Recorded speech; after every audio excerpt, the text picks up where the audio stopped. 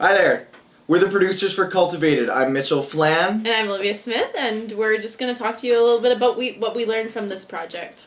Yeah, so we were working on Cultivated for what, since like November? It sounds like December, January? Yeah. Something like that.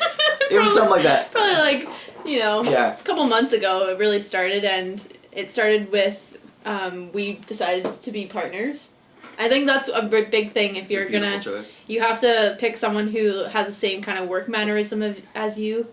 And I think we had a lot of fun working on this together. Oh, tons of fun, yeah. Maybe like borderline like too much fun, like silliness, but it was a lot of fun working with Mitch because I think that we both wanted the same things out of the project. We both wanted to work hard and we had the same work ethic, and I think that's why it worked. I agree. Well, what'd you learn from the project?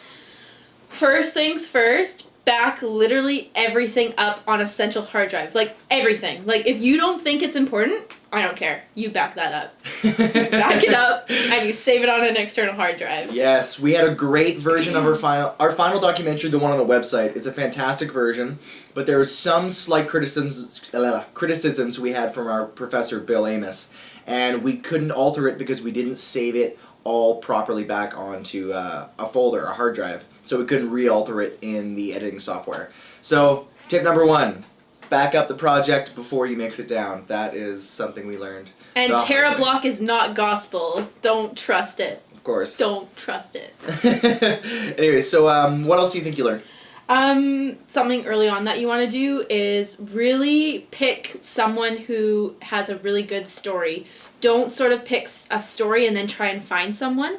I think that's kind of what we maybe were trying to do at the beginning and it wasn't working. And then luckily we found Alexandra and she had this wonderful story, and that's what made it really interesting, I think. I agree. I think if you're able to find someone who has an interesting story and work around them, then you'll develop the best possible story. Otherwise, if you find an idea and you try to find someone, you'll be grasping at something that's not as much as you think it is and trying to make a story out of something that it's not. I 100% agree. And then you're doing yourself more work by doing that because you're trying to extract all this information that's not there. We were lucky enough to find Alexandra, who had the story already planned out. She'd already written her book. She had an amazing story, and she was very articulate in speaking to us and open to all sorts of interviewing and questions and criticism. Well, not criticism. I can't really criticize her. Not yet. But she was fantastic to work with, so find a character who you believe will be easy to cooperate with, and it'll be a dream. Your documentary will go by super quickly, and before you know it, you'll be done. And then chances are, once you get that person, they're going to know other people that can be used for your audio documentary. So that is a big, huge plus, because then you don't have to go finding all these people. So from Alex, we actually got our 2 secondary characters. Dorothy, the person she knew, and we also got her former psychiatrist. Absolutely. So worked out really well for us. Another thing that I feel like I learned is from Dorothy and the psychiatrist and Alexandra. I feel like I got a very good insider into the world of cults and how it goes on and what they kind of deal with and the emotions that people suffer with once they leave and the problems they face. And we hope we were able to translate that to you via our documentary, because it was really clear to us and it was really shocking, and we figured it was something that needed to be shared. So we hope you guys got that memo.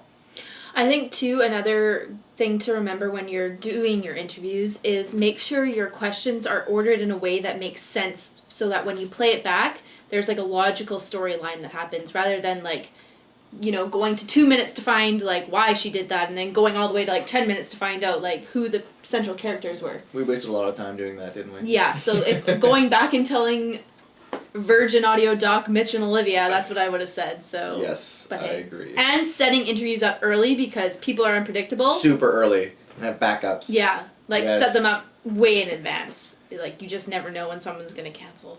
Yes, I completely agree. Did we have anyone cancel on us? We had a couple.